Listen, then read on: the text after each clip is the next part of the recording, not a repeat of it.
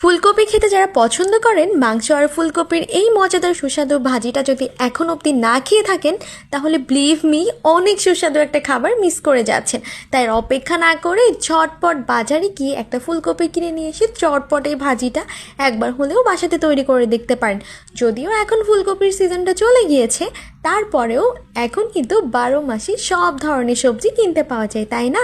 তাই অপেক্ষা না করে চলুন দেখে নেওয়া যাক এই মজাদার সুস্বাদু লোভনীয় ফুলকপি ভাজিটা কিভাবে তৈরি করতে হয়। একটু ডিফারেন্ট ওয়েতে তৈরি করা হবে, তাই সম্পূর্ণ ভিডিওটা দেখবেন একটু স্কিপ না করে। প্রথমেই লাগবে ফুলকপি, যেগুলোকে একটু ছোট ছোট টুকরো করে কেটে নিতে হবে, চাইলে হাত দিয়েও ছড়িয়ে নিতে পারেন।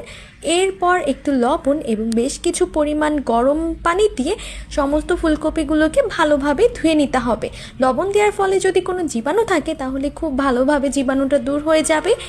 চাইলে এটাকে 5 মিনিট মতো ওয়েট করে রেখে দিতে পারেন, তাহলে খুব ভালোভাবে এটা পরিষ্কার হয়ে যাবে।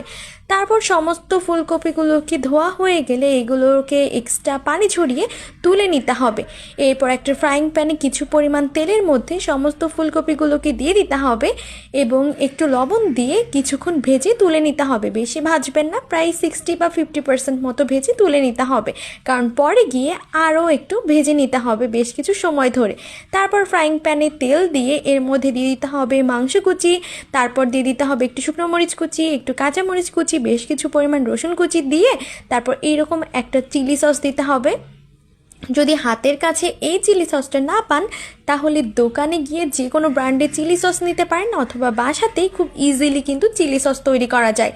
তাও যদি না পান তাহলে একটু পরিমাণ রসুন বাটা, আদা বাটা, পেঁয়াজ বাটা এবং বেশ কিছু পরিমাণে শুকনা মরিচ বাটা দিয়ে কিছুক্ষণ নেড়ে নিতে হবে। চাইলে একটু পানি অ্যাড করতে পারেন, তাহলে মশলা পুড়ে যাওয়ার কোনোই সম্ভাবনা থাকবে না। এরপর 50% মতো ভেজে রাখা ফুলকপিগুলোকে দিয়ে দিতে হবে এবং সমস্ত উপকরণগুলোকে ভালোভাবে ভেজে নিতে হবে। যে যত সুন্দরভাবে এই ভাজিটাকে ভাজতে পারবেন সময় নিয়ে, তার ভাজিটা খেতে তত বেশি মজাদার হবে।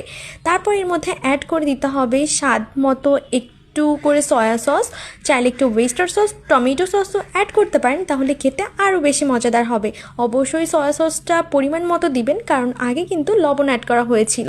তারপর একটু পেঁয়াজ কুচি, পেঁয়াজ পাতা কুচি দিয়ে আবারও সমস্ত উপকরণগুলোকে ভালোভাবে নেড়ে নিতে হবে। বারবার বলছি, এটা একটু সময় নিয়ে ভাজতে হবে, তাহলে খেতে খুবই মজাদার হবে। তারপর যখন ভাজিটা রেডি হয়ে যাবে তখন এটাকে নামিয়ে গরম গরম ভাত, রুটি, তারপর পরোটা, এমনকি ফ্রাইড রাইসের সাথে খেতেও কিন্তু অনেক বেশি মজাদার হয়। তাই অপেক্ষা না করে ঝটপট বাজারে গিয়ে ফুলকপি নিয়ে এসে চটপট বাসাতে এই মজাদার মাংস দিয়ে ফুলকপি ভাজি ট্রাই করুন।